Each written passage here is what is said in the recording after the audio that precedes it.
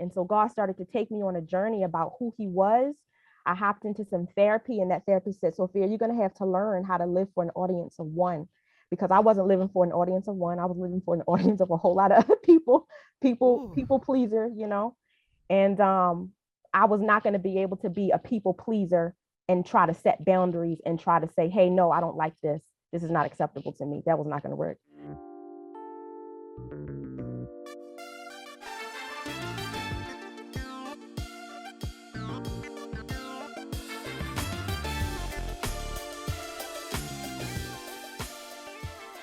You're listening to the Redefining Wealth Podcast with Patrice Washington. This is the space where you come each and every week to learn more about what it means to chase purpose, not money. Now, you may be wondering what that's about. If you thought this was a traditional personal finance podcast, you are sorely mistaken, my friend, but you are in for a treat. Because here's what I know to be true. The original 12th century definition of wealth is about the condition of well-being. And let me tell you why a lot of people are not well. They're not well because they are stuffing the truth of their stories down. One of the things that has helped me rebuild my wealth is really committing to telling my truth. And so now, through one of my signature programs, Command the Stage, I have the opportunity to teach more people to do that. And I believe that that will put you on the path to truly building the wealth that you say you desire. So all week, as the doors for Command the Stage are open right now, I have been sharing with you some of my clients, amazing, amazing women who are now walking fully in their purpose because they decided to finally commit to their truth. I'm super excited about today's guest, Sophia Giraldo, and I really want to make sure that you're clear. This is not just about highlighting them as clients. The people who come to me have known for years that they had a story. They just didn't know how to bring it together and tell it powerfully in the marketplace. And I want you to hear Sophia's story. Oh my gosh, you're going to be blown away. Let me give her a proper introduction though. Sophia Giraldo is a confidence cultivator who passionately helps women impacted by abuse and betrayal redefine beauty and walk in confidence as a lifestyle. I know that's right. Through her speaking and consulting, Sophia offers a glimpse into her journey from a shame-filled, embarrassed, broken woman to one who has encountered Jesus and his ability to transform her into a woman filled with confidence. She's a mom of 3 living in NYC, and Sophia's on a mission to uplift and encourage women around the world by sharing her story and commanding every stage she steps on. Without further ado, here is Sophia Giraldo. Richie! Can I just say how exciting it was for me to see you do that live?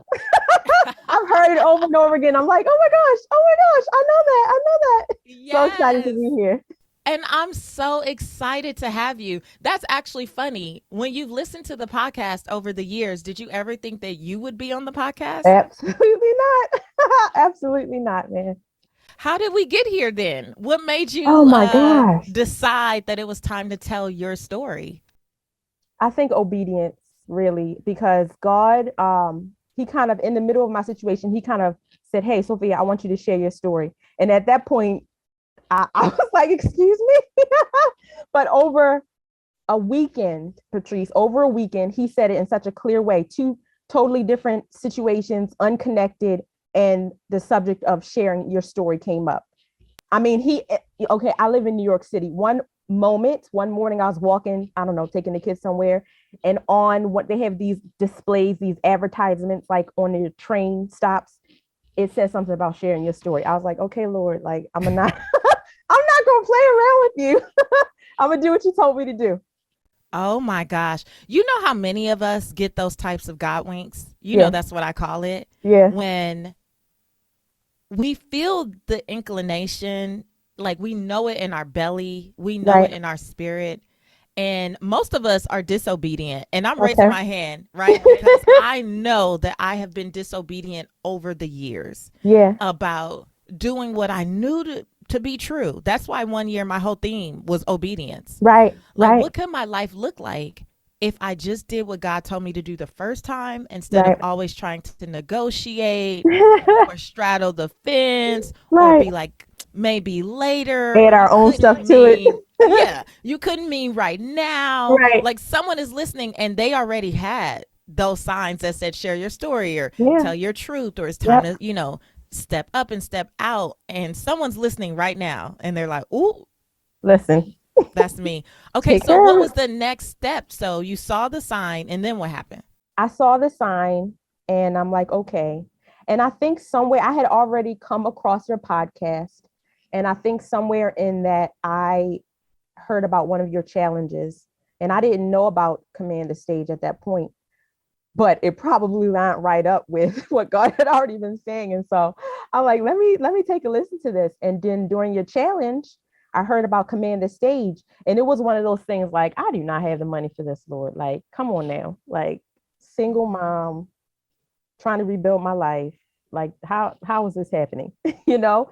And I think I waited until like the day before those doors closed. And I was like, you know what, Lord?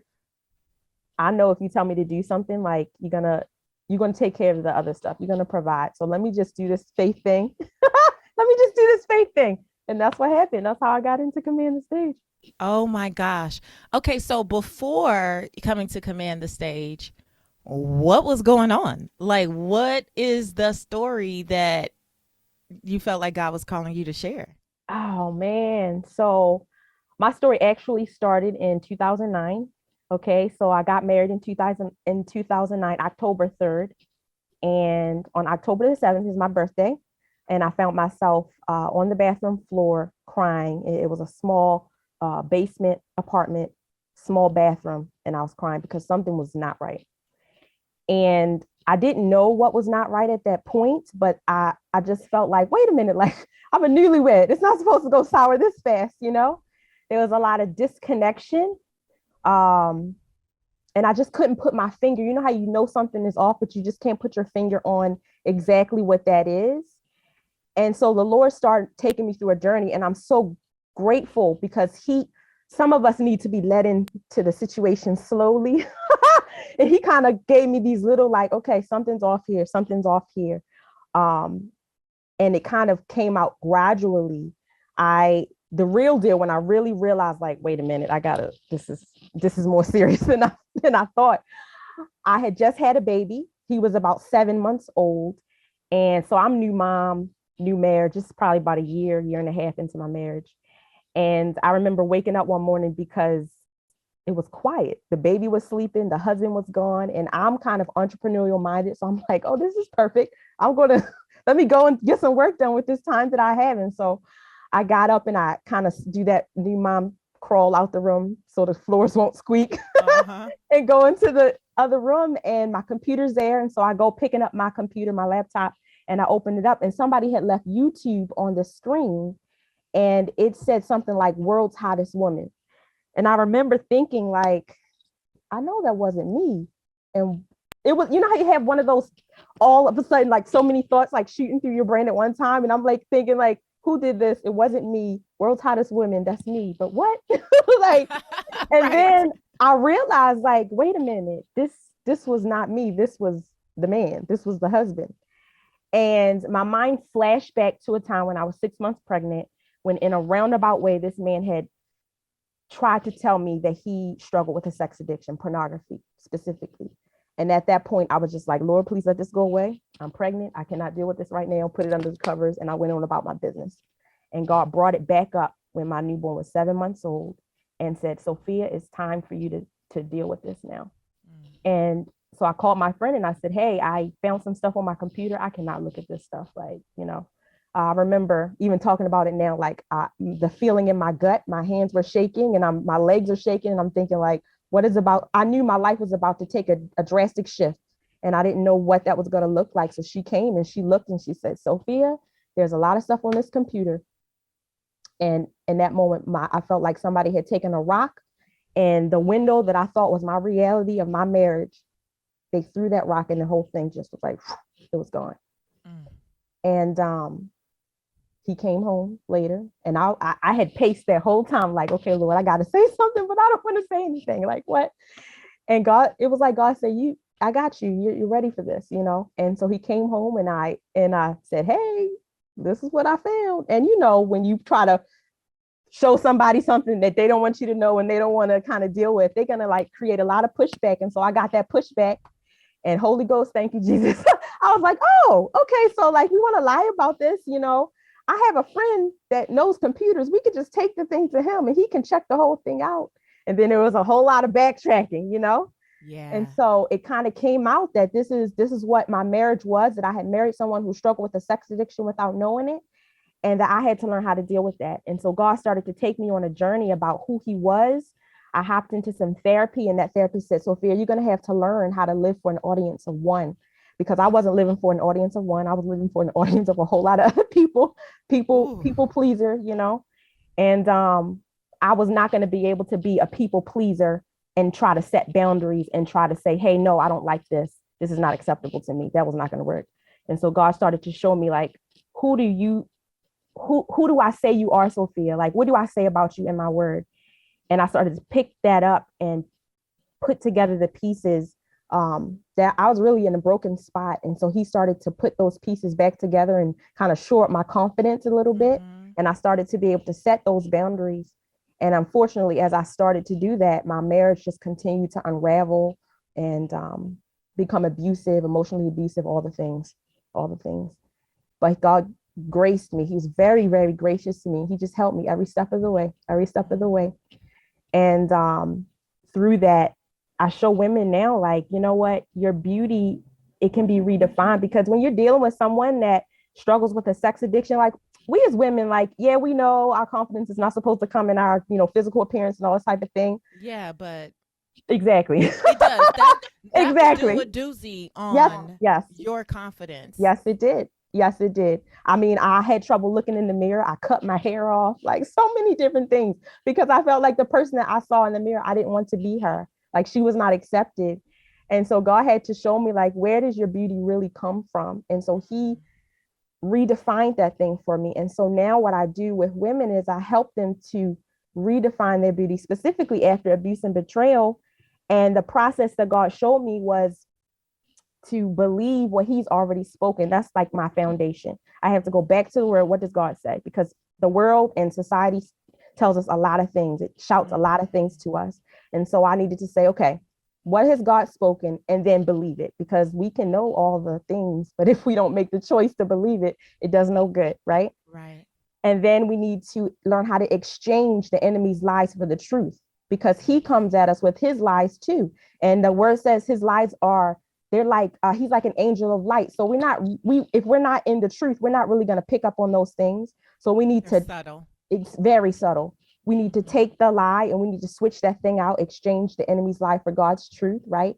Then we need to learn how to accept our limitations. I was a mom. I was trying to do all the things. Like, I'm telling myself, I got this. But I had limitations, and my body has limitations. I wound up developing an autoimmune issue because I was trying to take on all the things. So God had to show me how to accept, okay, you're human. You have limitations, Sophia. There's only but so much you can do, right?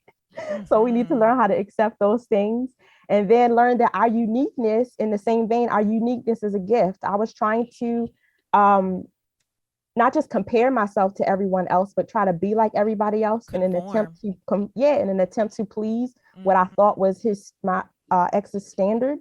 And so I needed to look at my own uniqueness and realize that those things are a gift, right?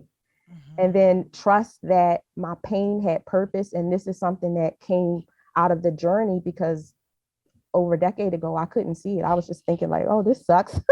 Everything fell apart. I can't, like, what is it now? You know, and God's showing me like, hey, I'm going to bring something out of this. It was a terrible, terrible thing. I wouldn't wish it on anybody, but God, he's bringing a purpose out of that pain that I had to experience.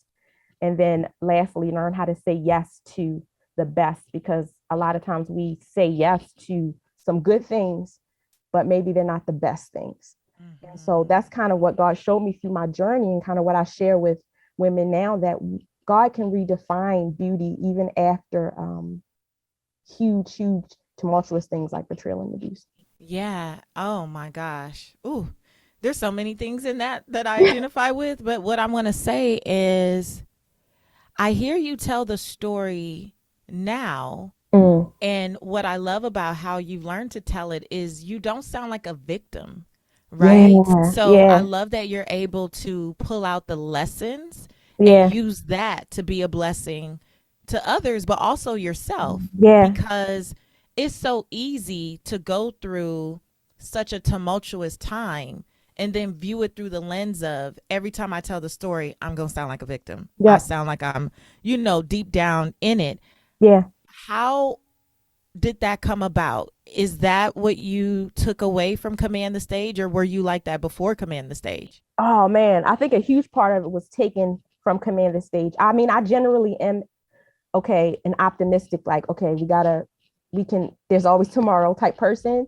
But one huge thing when it came to sharing my story was that I didn't want to, and this may be a little bit part of my people pleasing thing, but I didn't want to throw people under the bus. Like I didn't want to put their business out there and have people like, oh, especially when in the beginning, a large part of who I was speaking to was people that knew me. And I spent years walking, like, let's say my church, walking in the doors of my church and walking out the doors of my church, and no one knew one thing about what was happening behind those closed doors. And so I was very concerned with what I'm about to say, what, and everybody's gonna look what. And so Command the Stage really showed me how to share my story in a way that, like you said, gives some dignity and not have me appearing as a victim, because I didn't feel like a victim. Yes, it happened to me, but I didn't want to be identified by this struggle. And so Command the Stage really gave me the tools and the words and showed me how to take people on that journey so that they would get the impact of what I was experiencing, but not be left there, just like, Yes. oh God, like this is horrible. Yes. So it really helped me with that. I really commend you too, as someone, who is a person of faith, Christian faith in particular, for being bold enough to Mm, get out here and share that. Because yeah. when we talk about things related to adultery, infidelity, pornography, sex addictions, Yep. like all of these things, Yep. there's this big like hush hush, keep it Yep. secret. Yep. When the reality is so many people are experiencing that. Yep. Yeah. And Yeah. so many more people will be set free if we would freaking tell the truth. Yes. Yes. Yes. I mean, when everything first blew up, I was being told, don't say anything. And I felt so isolated and so alone. And one of the most freeing things for me was when I went to this intensive and I looked around and I saw women every age bracket, ethnicity, shape, size, and realized, wait a minute, like this is a bigger thing than I thought. Like I am not alone. And so I think if we did share more, specifically, like you said, in the church, like we have our stuff too. And if we keep putting on airs like we don't, like that doesn't help anybody. That helps no one at all. I Right. feel like now slowly more people are starting to talk about it. And more people are realizing they're not alone. So it's exactly what you said. Like if we don't say it, then like people stay stuck in the mess. People stay Yeah. stuck right where they are. It's like if we say that we believe that we overcome by our testimony, Mm. we got a responsibility to share the Right, testimony, right. right? Because Exactly.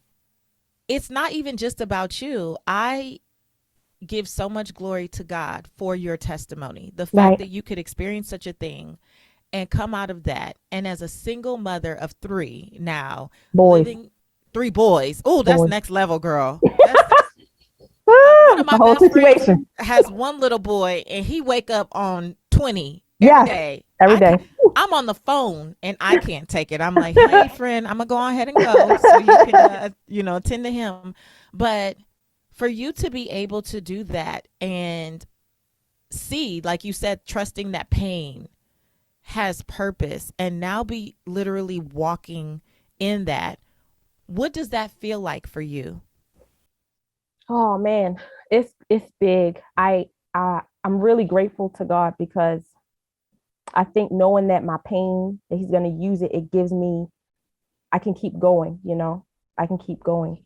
I think one thing that I was also afraid about was my children. Like I do have boys and I Mm-hmm. didn't want them to go down the same road. And I also know that they are going to hear the story. They're getting older. They're starting to ask more questions and they're going to hear the story one day. And so I wanted to be able to frame it in a way that this is, like I said, this is mommy is not a victim and you are still loved. And look at what God did with all of this, you know? And so they've had the opportunity, God has had the opportunity to help them to be a part of the journey. Like we lived in a DV shelter for a little bit and we had to pray for, you know, an apartment, and they saw the process of, okay, we're here, we pray, God answers our prayer. And now here we are, you know? And so I wanted them to be able to see, wait a minute, our pain, it can be used for a bigger purpose. And Yeah. so You that know keeps me what? going. That makes me think, Sophia, as I think about, you know, my own narrative, even recently divorcing and all those things, the way I share my story, the greatest audience I have is my daughter, Reagan. Mm, And I think sometimes we think understanding how to pull these things out and share them with dignity is about having a huge platform. mm, And the original platform mm-hmm. is inside your house. Yeah, Like your family. Yes. the family, like the number one platform, commanding the stage is understanding that life is a stage. Mm-hmm. And at any point that we need to convey something to people, whether it be our children or a few people at our job, our coworkers, Yeah. or, you know, a room full of people, on a podcast, on an Yeah. interview, on a stage, it requires the same framework. Like Yeah. it requires the same conviction. It requires the same clarity. It requires the same understanding about how to position yourself Yeah. in a way that gives you authority and Yeah. allows you to still keep your grace and your Right. poise and Right. your peace. To me, that's what commanding the stage is about. And Yeah. when people hear about command the stage, they automatically think, oh, well, I don't want to be a professional speaker. Yeah. Even though you're building a platform, what you said about your children, that's huge. Yeah. Yeah. I want them to definitely walk. I want them to walk in dignity too. That's important. And I mean, whether or not their father, you know, just because their father and I are not together, like they are part of him too. So I need to be careful how I walk this out and how I share my story. Yeah, definitely with some truth, all the truth, you know, but in a way that is gracious and in a way that is thoughtful about, okay, this is what they have to live with too. Mm-hmm. Now, I know you think you know a little something about speaking with purpose, but what you really want to do is command the stage. Listen, the doors to command the stage are officially open and you are invited. I know you have a message that you want to deliver powerfully in the marketplace in 2022. And remember, marketplace could be as an entrepreneur or as a teacher or even as an executive in a boardroom. If you don't know how to tell a story with purpose, with conviction, then you will never move people to action. And therefore, you won't create transformation. So stop waiting, stop hiding, stop being afraid to tell your story. Join me for Command the Stage, and I will show you my framework for what it means and what it takes to truly deliver authentically and powerfully and magnetically. All the details are here. Click the link and you will learn more about what Command the Stage entails. And I really just can't wait to be your coach because I know what a difference can be made when we lean into our story and use it to be a blessing to others. I just want to show you the way. So join me for Command the Stage. So tell me more about what some of your greatest takeaways from Command the Stage were. Oh man, I have always been fascinated with stories. I mean, even before my own, it's just something about how God can take. I mean, the story, the Bible is a story, you know, the story of God's redemption, but how God takes a story and how he redeems it in personal lives. I loved the community of Commander Sage, and I loved hearing people share. I love seeing the transformation of how maybe people came in with, okay, I have a story.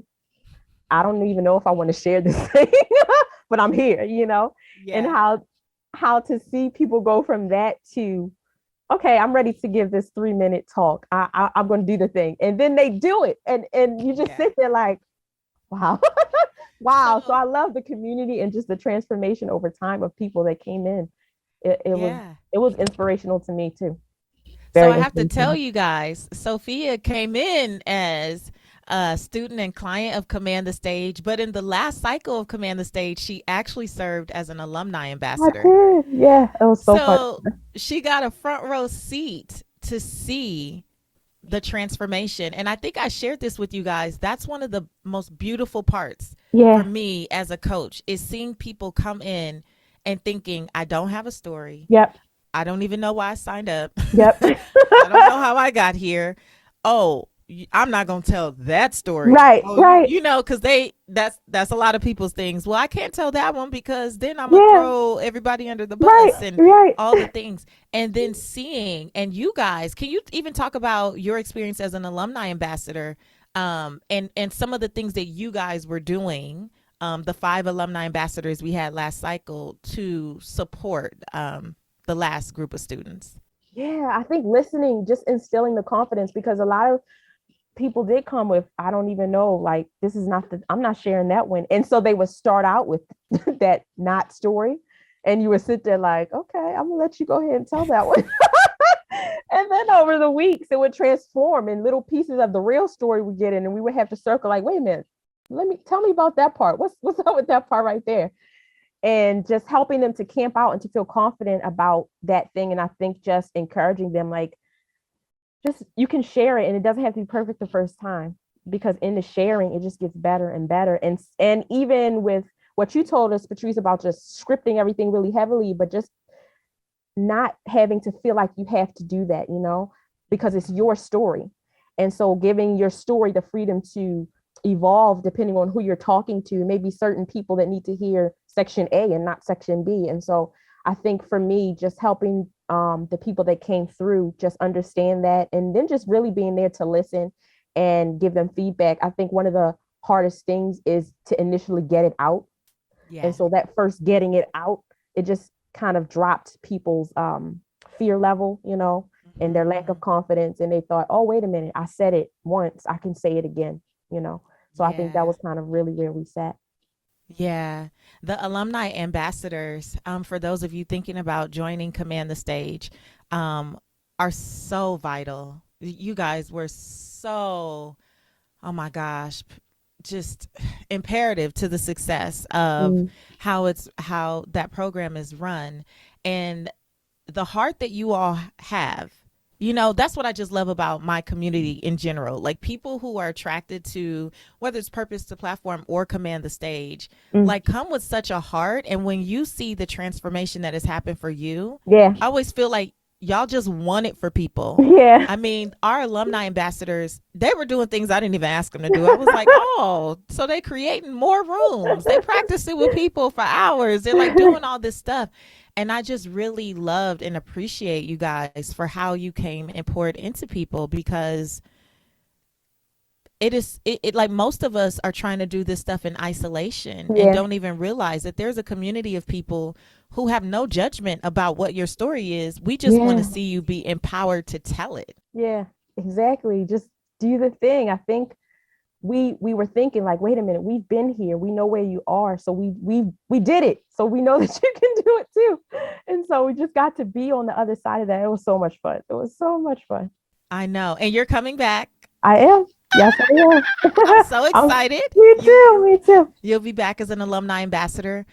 Okay, so what has been going on with you in terms of your brand for beauty redefined or your brand as the confidence cultivator?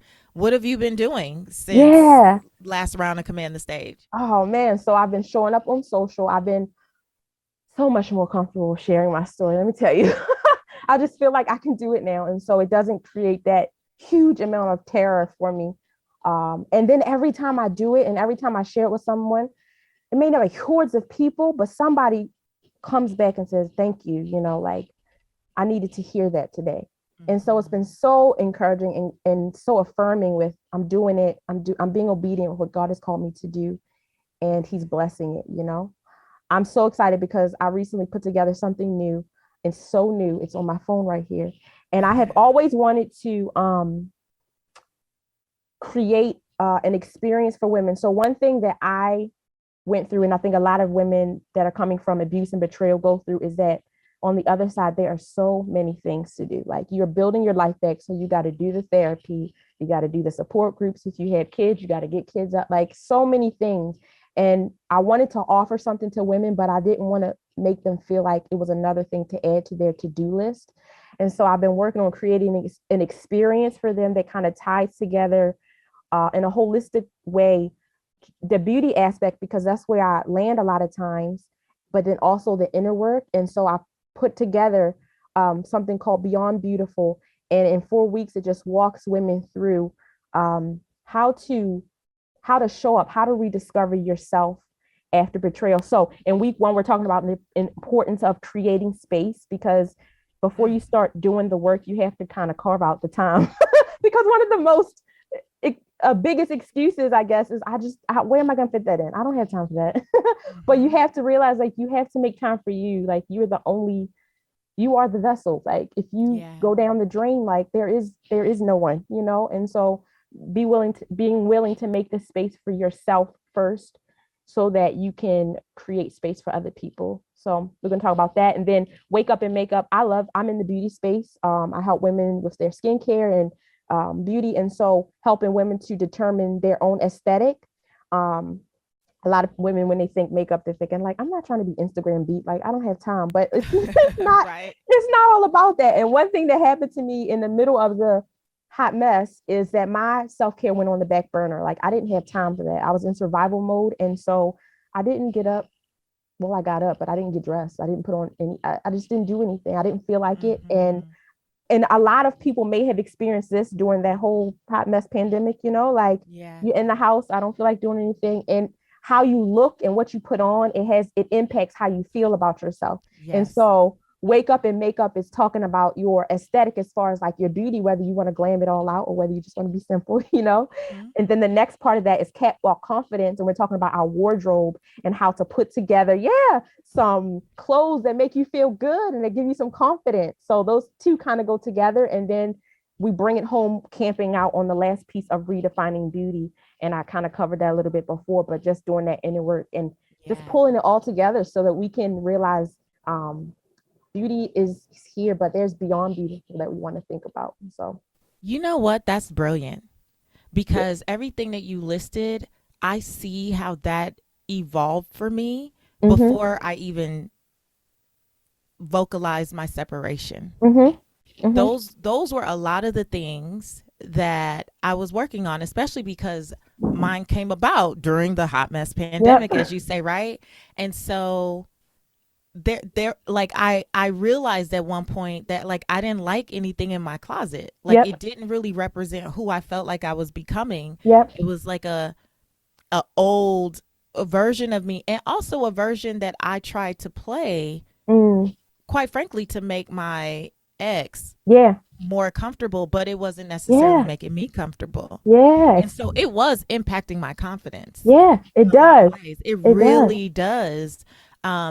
And then also, like you're saying too, I went through a season where, as an example, you could not catch me without lashes. Baby, I would be at the grocery store with a full pair of lashes on. I'll wake up and put lashes on. Like, I had all these things going. And in a sense, it was like to cover up. I didn't realize it in that moment.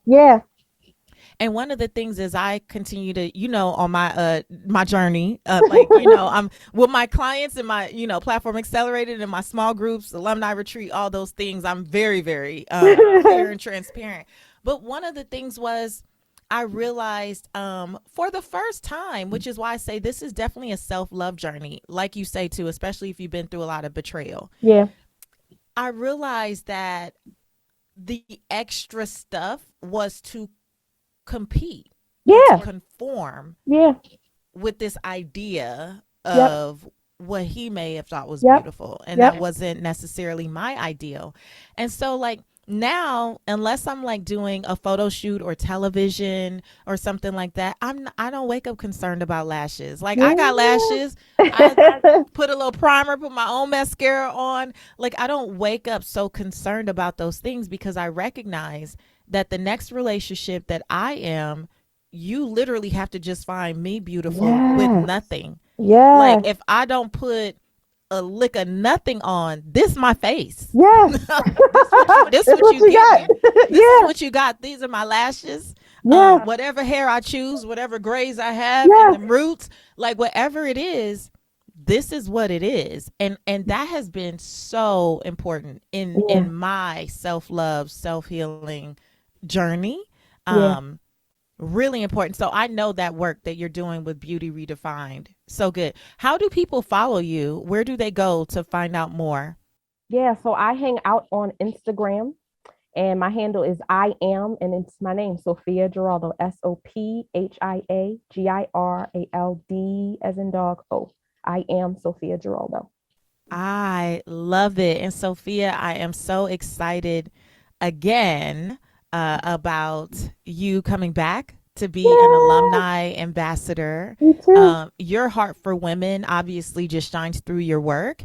And also just that, you're the confidence cultivator, right? Yeah, So the big thing about Command the Stage is giving people the confidence to own their truth, yeah, to own their story, to stop being afraid of what other people might say, to yeah. stop being ashamed, because no one has the power to weaponize our stories. Right, right. And I just want to thank you again, for sharing your story, because again, none of us are trying to figure out who the ex was. We just like, oh, look at the lessons. And that's what I want people to see.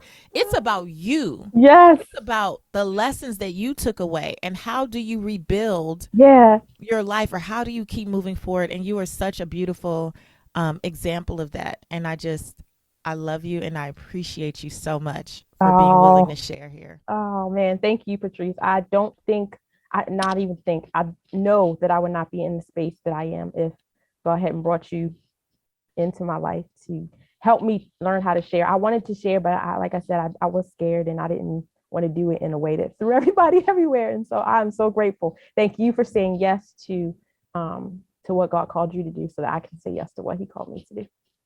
Amen. I love it.